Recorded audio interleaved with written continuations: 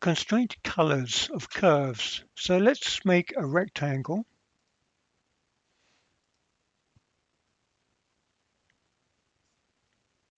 So you can see the rectangle I've just drawn is all in light blue color. This means that these four curves are not fully constrained. Right, so if I turn on my constraint viewer, you can see that with regards to drawing a rectangle, this means that I've got two vertical and two horizontal curves, and these are all connected in the four corners. Let's now try adding some constraints to see how the coloring graphics can indicate the degrees of freedom remaining. We add a dimension to an axis. And whilst this is blue, it doesn't mean that that line is totally constrained. For instance, I can still grab this bottom line and the top line and move it around. However, if I now fix the bottom line, watch this little light blue connection dot at the curve end. It's now turned to a darker blue. It now means that that end is constrained. And whilst we're talking about coloring, any fixed curve will always turn to a purple. So now what that means is that that can go is unrestrained. So if I now try to, let's add a dimension, and let's add a dimension from this line down to this axis. And the minute I do that, again, that little curve end there goes to dark blue. It now means fundamentally that this curve is fully defined. It's defined in the X and the Y by the 4 and the 23 dimension. It's defined in Y direction also by this fixing of that line with that constraint. If I now, for instance, remove that constraint, you can see that that curve end now turns to a very light blue. It also means that, let me unfix. This means that those ends are no longer connected, so I can grab those ends.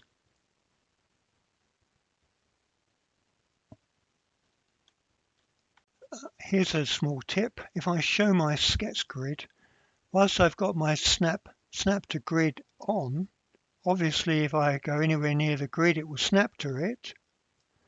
But if I'm off grid, and if I'm off grid like there, and I want to go back to that place or back to anywhere on that extension of that line, if I now press the shift, it will actually snap to its previous position, like so. Let me undo. It also means that if I now select and move the curve, it's disassociated. So because I've got a horizontal constraint and a coincident constraint, if I want to connect that up, I would just use the coincident connection.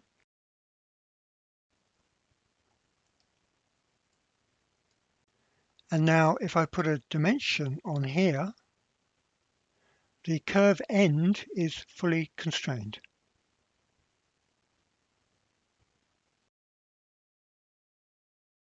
However, I still have this curve over here, which is in light blue, which means that it's not fully constrained. If I now hide also, in fact, what I'll do, let me just hide this line.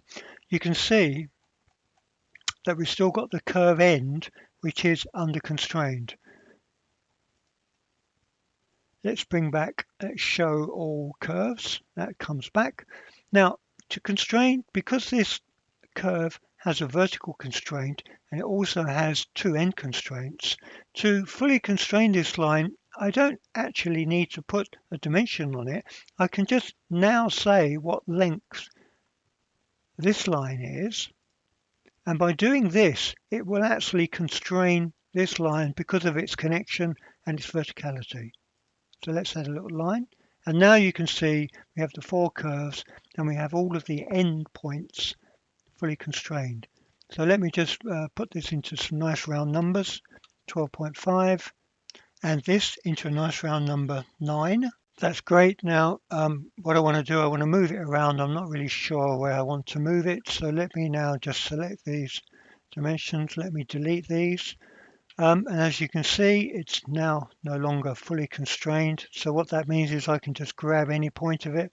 And I've got my grid, snapping to grid on, so I can just take a point and I can just move it to any grid point now. So that's nice and convenient. And if I want to, again, be a little bit off grid, let me just add a dimension and let's make that 20.001.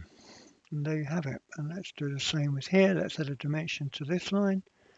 And let's make that a rather crazy dimension of 5.001. Let's do a quick recap. Here's a curve. Everything is not fully constrained, under constrained you could say. Let's add a dimension to between here and onto the y-axis. And now we'll do it onto the x-axis. And you'll see that the end curve point is now blue. I can still spin this around and I can still make it any length that I want. Let me now snap it back onto its original direction. Great.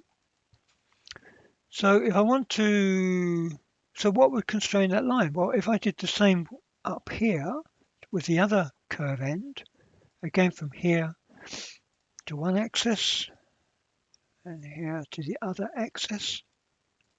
Now you see that that line is fully constrained between those two constrained points.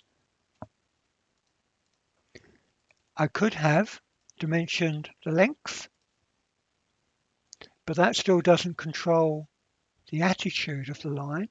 But what would control would be a further dimension between here and an axis. And now again it's fully constrained. So let me just change that to a nice number.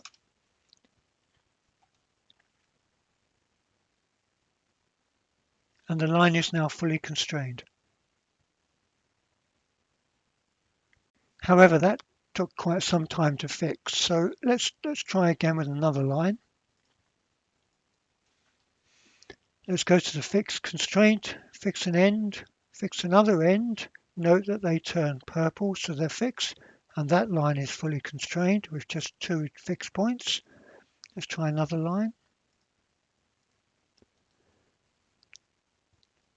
You can fix the line which fixes the attitude, and I can fix one end, turning purple, but I've still got the length. So to fix that, I'd have to have either a length constraint or another fixed point.